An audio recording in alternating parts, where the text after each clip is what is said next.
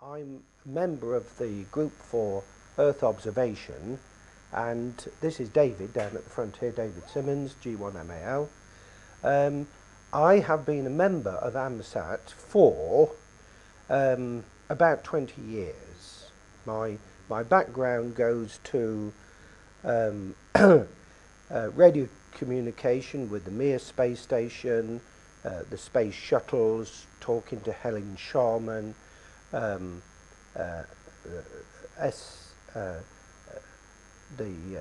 television link with the space shuttle. So that's my amateur radio background.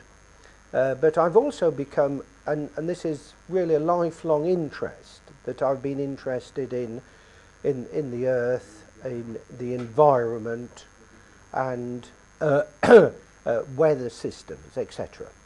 So I was one of the group who started this, the Group for Earth Observation.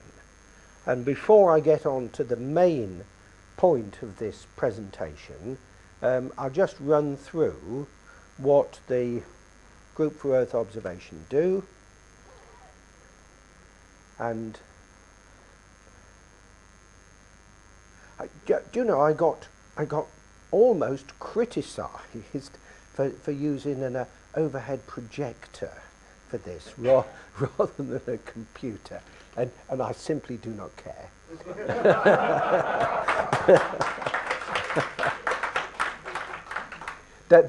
This is what we do. The satellites, and they're up and available to every person in this room. The NOAA polar orbiting satellites, they come over every day, 3 or 4, 5, 6, 20 times a day, different satellites. They give you some beautiful images, which we publish in our quarterly.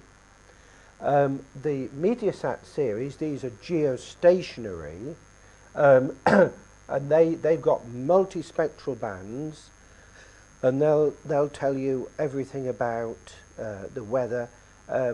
I could wax lyrical at length over spectral bands. I like seeing things. I can see pink and yellow and red in this room, but they're only just a tiny fraction of what is a band very broad. So the Meteosat series are doing that. UMETcast, this is absolutely brilliant. If circumstances had been slightly different and I'd known the what was available to us at this venue, I've got it in my car at the moment. We could have put up a system receiving UMETcast, and these images are coming down every minute of every day. And our group are very good at using that. The retransmissions, although it's a geostationary satellite above the equator and zero longitude, which nicely looks at Europe, there are retransmissions, and the retransmissions will include the Indian Ocean, it will include the western coast of America, the eastern coast of America. It's absolutely brilliant. Very high resolution images are now being retransmitted. I don't know to what extent that will appeal to people. What appeals to me is a live signal. And I think as radio amateurs, we all like that. That some of these signals are a few minutes old. They come down to Earth and they're retransmitted. A maximum of an hour old, I'm told. Okay. I point out it comes through a direct broadcast satellite. Yeah, I'm doing that, David. I'm doing that. I'm hurrying along. Yes, yeah, okay. Well, this is only the first screen. So, the high resolution METOP, this is unbelievable, this satellite. This is polar orbiting. It's above us by about 800 or 900 kilometres. And the resolution that it gives is stunning. And those images are retransmitted. You can't get the live images because there's been a fault on one of the transistors, so that prevents you from doing that. But as near as almost makes no difference, unless you run in an airport or a seaport or something, and you want to know what is the weather like now, so far as the likes of us, I think it makes no difference. Right, the ESA's NVSAT images from around the world using the medium resolution spectrometer, and that's really the substance of what I was going to say this afternoon. There's the word, just. They have only just become available. And I'll give a congratulations in a moment to a dimension of AMSAT. And that's really what I wanted to talk about. If I can get on and do it fast enough. Cost of equipment is absolutely trivial. 200 quid. This is assuming you've got a computer. The computer far and away is the most expensive item.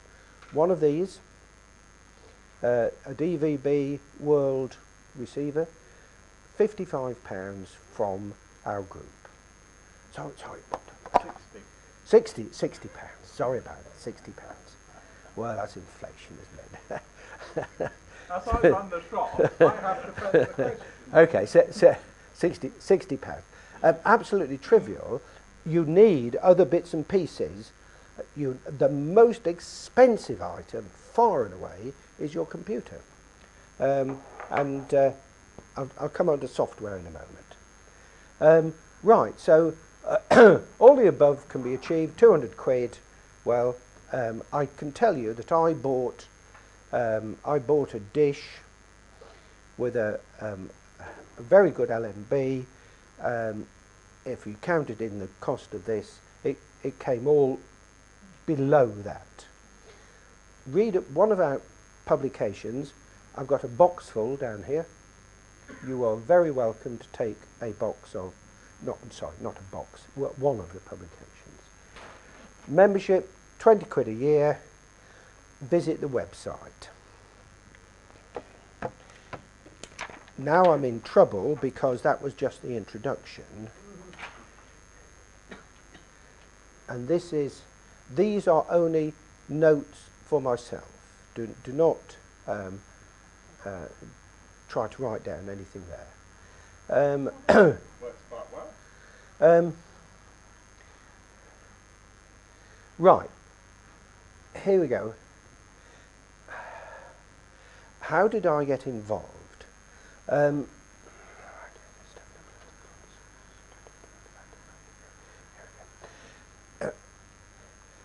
How many people here, please put your hand up, have had the European Space Agency ring you up and say, would you like to get involved in this project? Thank you.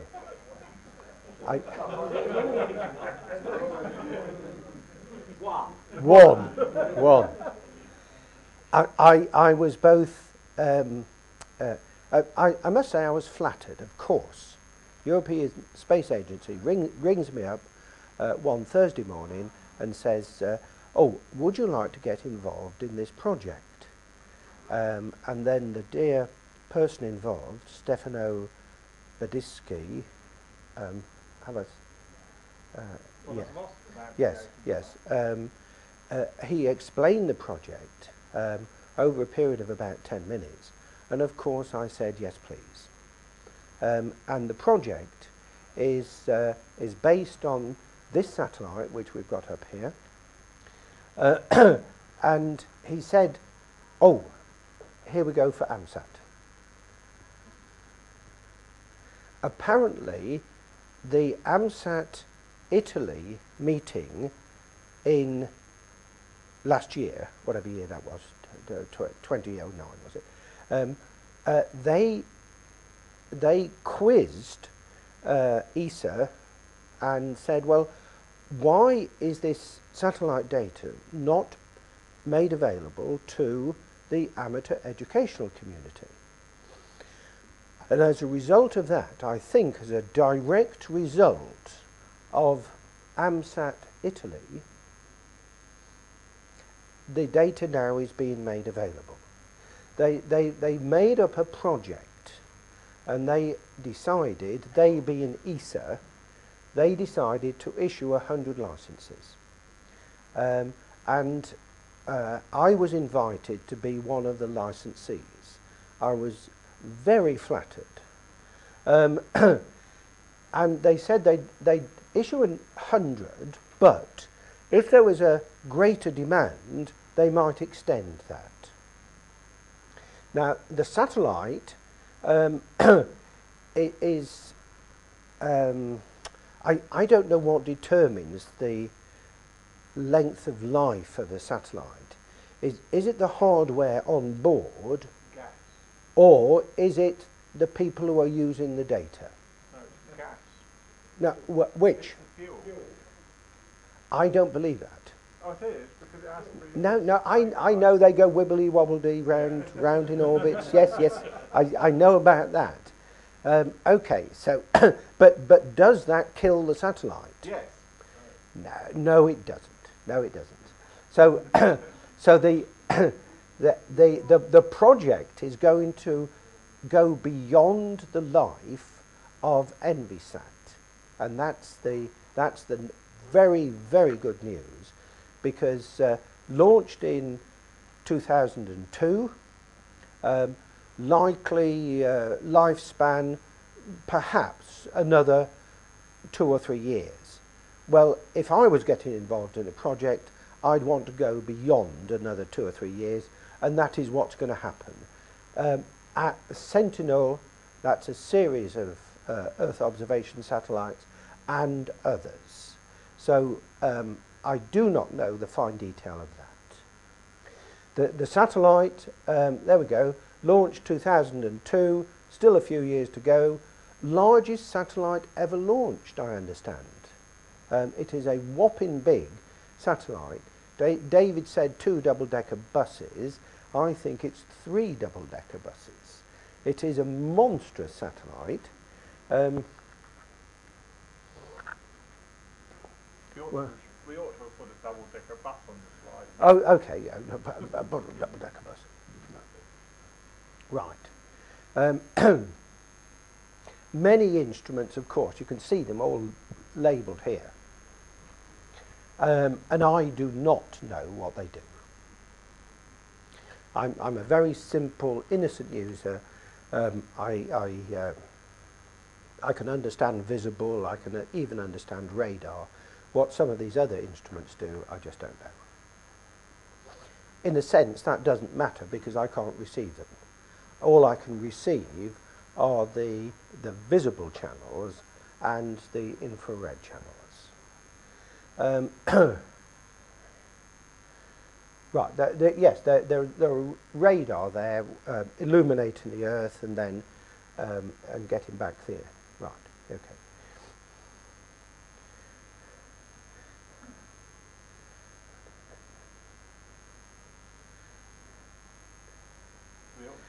Here we, sorry? Carry on. Yeah, I was, right. How do you get the signal? Here we've got let's call it polar orbiting, it's just skewed a bit. How do you get the signal? And the answer is not directly.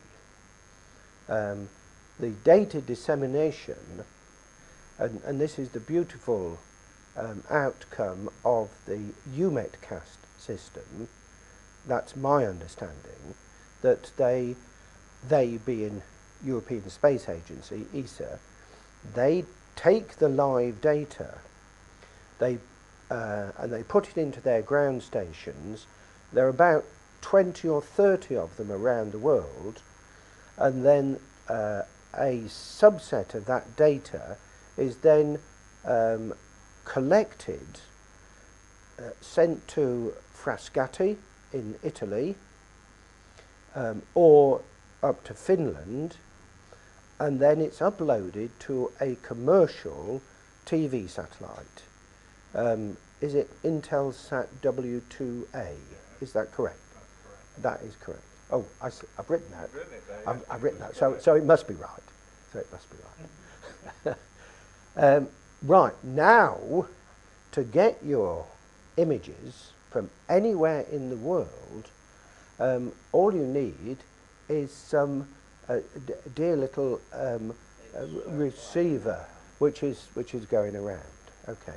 The beautiful thing about this development is that the powers that be, European Space Agency and EUMETSAT, they've decided to use a commercial standard.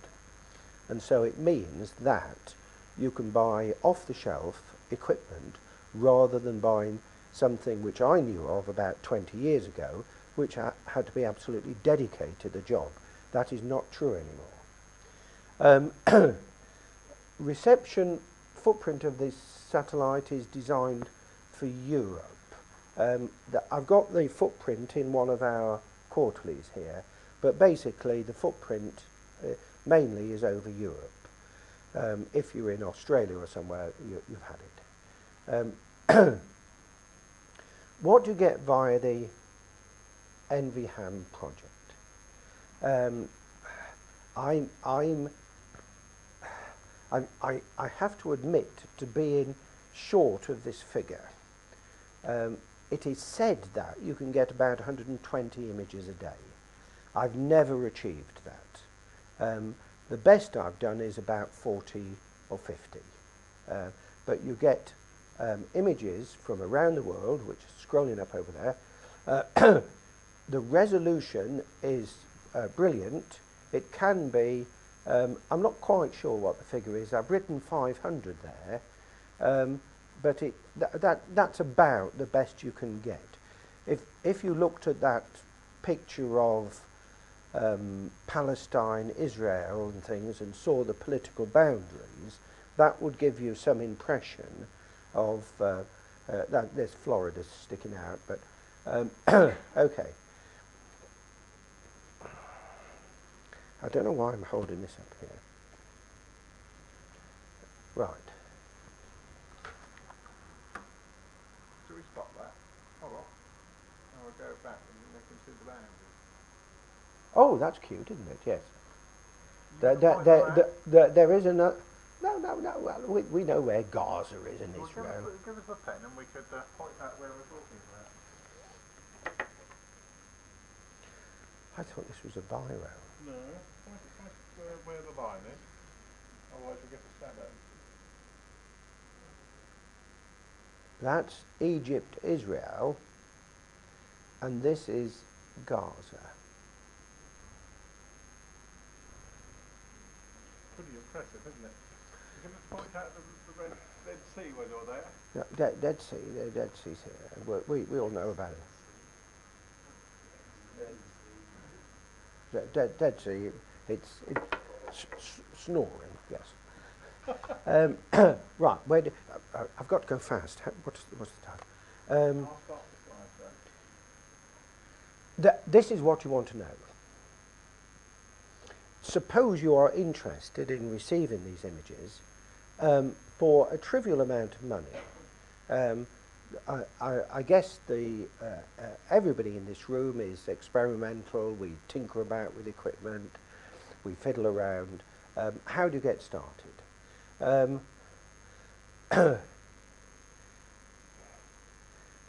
Please do not do it trivially. If you're sincere and want to have a go, please by all means do it. I think everybody will benefit. The European Space Agency will benefit, you will benefit, the amateur community, everybody will benefit. But don't do it trivially. And the reason I say that is because the administration over in Frascati, I think they're busy people. And they don't wish to be don't wish to have trivial inquiries. But if you do want to, and I've written it down on there as a last resort, you need a license from them. The license is free. You do not have to pay for anything at all from the European Space Agency. Here comes the tricky bit, if there is a tricky bit. You need and I've fiddled about at home with my good friend here, and you need a 1 metre dish. As a minimum.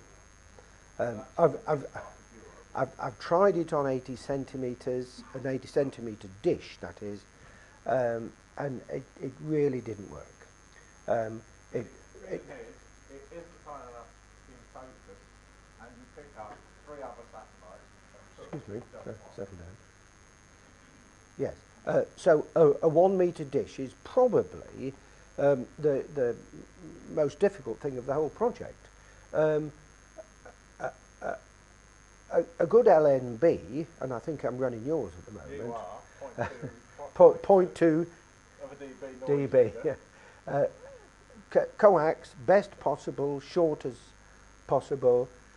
Receiver, that's the easiest bit. That's the easiest bit. I'm told this is now 60, but or you can have a PCI card into your computer. But we've had people having problems with that. So But we've had people having problems with that, so we're not doing that anymore. So I'm told. I think that's worse. Is it? Yeah. All right, okay. A computer. What spec computer do we need? Well, at least 3 gigabytes. Oh, David, we don't. 2 gigabytes of RAM. We want it don't. ready to work. We don't. If I was to try on a 3-volt machine and then, oh dear, it's not working. You need a decent computer, not the latest, very high tech. Here comes the. It's not tricky, but you do need their software. The license from ESA is free. The receiving software is free. The display software is free. If we'd got more time, half a day or something, and David and I practiced it the other day, the software is exquisite. It's professional, it's research, and it will do everything for you, and it is free. All you've got to do is ask for it. Too good to be true? No, it isn't. All that is true, that if you're the slightest bit interested in receiving images like we've got over there at the moment, then far and away the most expensive item is your computer. Okay, I want to get started. What do I do? Register with ESA, and I've given you the address there. They will send you some emails with some forms in, and what they're doing with the forms, I've got them in the file here, wherever it is there. They're really just checking that you're sincere, that you've got a proper receiving station. They ask for your computer, they ask for size of dish being used, which is why I mentioned the word trivial. Don't do it trivially. Fill in their forms, get the key software from them. You have to give them the MAC address of your computer. Please, who knows what MAC means? Here we go. Oh, here we go. Right. It's the address of the network card, which is coded in the hardware. Yes, but that is not the acronym of MAC. Yes. What was it? Media access control. Media access control. I'm going to write that down. Thank you. I knew what it was. I thought it was machine access control, media access control. That's unique to your little bottle of And yes, it is. Yes. Yes, you can. Yeah, yeah. Oh, don't tell them that. Okay. Don't tell them that. Fill in their forms. Get the key. Get the reception and display software from them. You can just ask for that from email. Point your receiving dish in the right direction. I've underlined that. Azimuth, elevation, skew.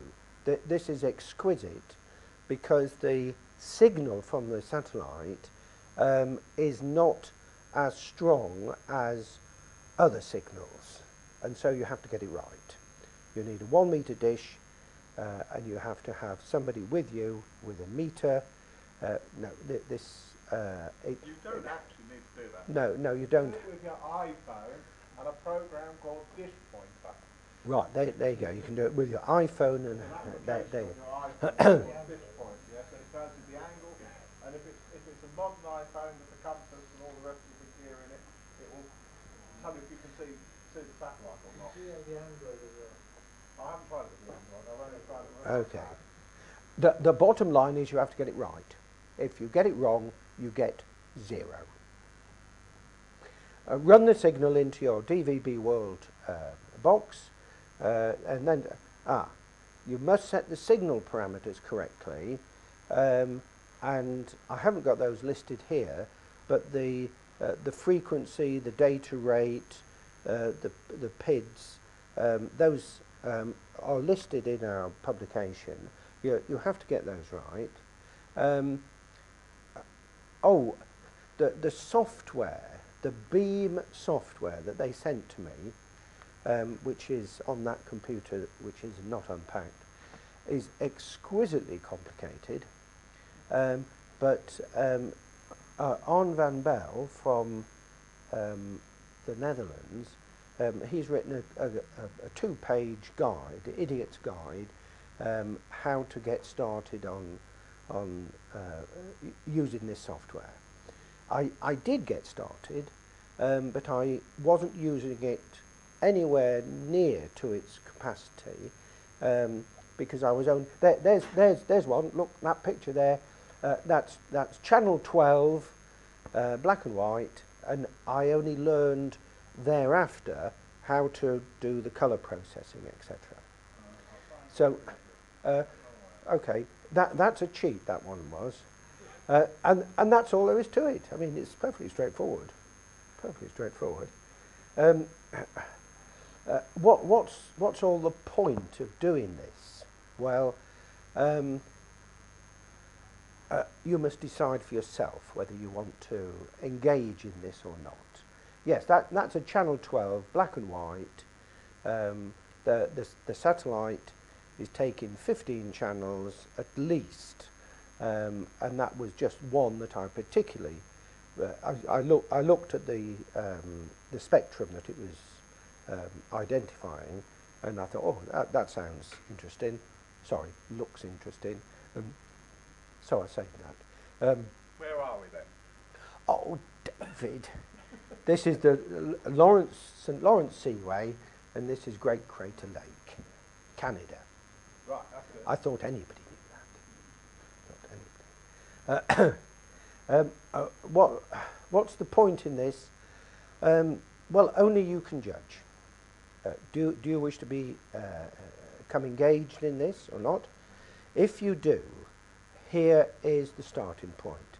Sorry you can't read it very carefully. Sorry, very clearly. But this says, and this should be your starting point if you are interested.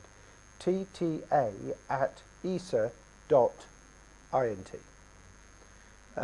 Say to them, dear ESA, I would like to become involved in the Enviham project. Would you please send me the necessary literature and joining forms? And they will send them to you. There is no cost. They have agreed for 100 licenses, but will be willing to extend that. My understanding is they're willing to extend that if there is sufficient demand. I'm number 44 apparently. Interestingly, perhaps not surprisingly, most of the initial licenses went to Italian members, AMSAT Italy. Right, now what we're going to do is we're going to keep an eye on the time. 7 minutes. 7 minutes. Well, luckily we've been running the slideshow, so they've probably seen most of them. Yeah, okay, right. What we're now going to do is this. You are now going to, we'll turn this off, we're finished with that. You're now going to shout out the answers to where this image is. They can be in black and white. That was. This is the White Sea. Where's this? India. Correct. Whoever said India. Okay. Where? Italy. Italy, Sicily. Yes. Oh, come on. Los Angeles. No, sorry. Yeah. Okay. The Nile. This is North America. No idea. I liked the pretty colours. Okay. There, you should get that. Lake Victoria. Okay. West coast of Africa. Even I don't know that one. But that's interesting. You see, that was a black and white one. The previous one I'd coloured up. It's just a fleeting. Sorry about this awful pun. I'm going here. I'm going here. That's Madagascar. Lake Victoria, zoomed in a bit. Yes. Sound. Yeah. Yes, it is. Atlas Mountains. There, we just missed them. Here they are again. Atlas Mountains. Sicily. Yes. Mount Etna's about here, I think. It's just moved.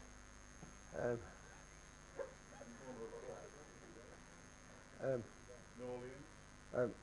can't see that. Can't see that. Okay. That's West Africa. But you can see my learning curve here. That some of them just straightforward black and white, and then I began to learn how to colour and process, and I'm still on this learning curve. And I've got how many minutes to go? 4 minutes to go. Okay. Right. Okay. Here we go then. What is interesting Yes. with all these slides and various pictures is Look at that. That was irrigation. yes, but you can see the wash of all the sand up onto the Yes, the yes, irrigation. yes, indeed. Right. What's that weather feature? San Francisco. You'll never guess this one. This is East Africa, a country I'd never heard of. I didn't know it Well, existed. what's the name of it then? I forgot it. Okay, yeah, Red Sea. I think I was interested in some of the dust storms coming off that. That's a cheat. I didn't get that directly. That was Reunion Island by radar, which I cheated. I did not get that directly. Here we go for some more islands and more desert, and we can keep. This is Golden Gate there. Now, look at the colours. Even I don't understand. You can take the borders out or not, as you please, with the software. There you go. The bottom line of all this is, if you're interested in receiving these satellite images, you need a license from ESA. It'll cost you nothing. You get all the software from ESA. It will cost you nothing. The equipment that you need, I have to say that I went out and bought myself a 1 litre dish. No, it's 1.2. David says it's 1.2. I bought myself a dish, but otherwise I'd got everything and set it all up. There was some issues setting things up. It was the alignment of the dish, but otherwise these things are up and running. 120 images a day. What I've done here, I've selected those that I've thought had got a little bit of wow factor in them, something I recognised. I wasn't looking at the meteorology, I wasn't looking at any special volcanic things, this thing in Iceland, which nearly stranded me a few months ago. So I'm on this learning curve, but the point is, congratulations to AMSAT Italy, congratulations to European Space Agency for being sensitive to the fact that people are interested and willing to take the data. There's also another dimension, I think, that there is an enormous amount of data coming down, and only some subset of it actually gets used. I'd like to point out, even the subset you receive via your dish is faster than the fastest broadband, the conventional broadband we have in this country. Unless you're getting connected far off. What data rate is that? It can be over 40 megabits. Right, okay. Well, there you go. So with that and 30 seconds overrun, I'll ask if there are any questions.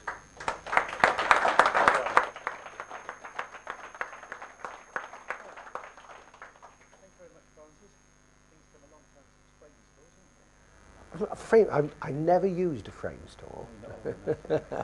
Right, have you got any questions from the floor, please? We'll be outside there a little bit later, yes? Yes, Barry? Yes. You mentioned this is a European-centric project. Is there Yes. anything going on in the rest of the world that's equivalent to this service? Over North America or Asia or whatever? The answer to that is yes. There are retransmissions from American satellites. And the Americans themselves are working on a system similar to our UMEC, aren't they, Barney? They are Yeah. or not? They are. Yes. Yes. I do not have any experience of it. What do they call it? Noacast or... No, it's got some eccentric name Yes. to come up with. Yes. But there are our members of our group are aware of it and have been... Yes. But advising, I suppose, would be the word? sorry? Members of our group have been advising them. Yes. Haven't they? Yes. But it's similar that you're not just taking the live signal from the satellite, which used to be the case 10, 15 years ago. The transponder used to be on the imaging satellite, and so you used to bounce off that. Now they take the signal up to a commercial satellite. The Americans are doing that. Okay. But I don't have any experience of it. Thank you. There were some other questions. Just if you could repeat the email address from Lisa. TTA at ESA.int. That's the starting point. Email them, say, I'm interested in this. TTA INT, sorry, ESA. One of the easiest ways to find out the information is... Oh, that's brilliant. I love that. Tell me what that is, please, quickly. Irrigation. Yes, it is. Yeah. If you look on the bottom of this acetone slide, you've got www.geo-web.org.uk. We've got some bits of paper outside, so if you want bits of paper, but all the information about MVSAT is on there. is on there. Yes. Okay, question over there. Yeah, you mentioned that the AMSAT is nearing the end of its life and that it's going to be probably only extended for the NVHAM project. Will that mean there'll continue the retransmission over the commercial satellite? Because that wouldn't be much use for what they think it's... Our understanding is that because AMSAT is going to be replaced by new satellites, and there are already some up there taking up, doing some, and some of this data is coming from them as well, they're just going to carry on the service by using the new satellites. The answer is the service will be continued, even though the imaging satellites may vary. Okay, thank you. Are there any other satellites before we continue the next lecture? No? Question. Oh. What a long day. But not necessarily in that order. Okay. Right. Yep. Thank you again, then, Francis. Okay.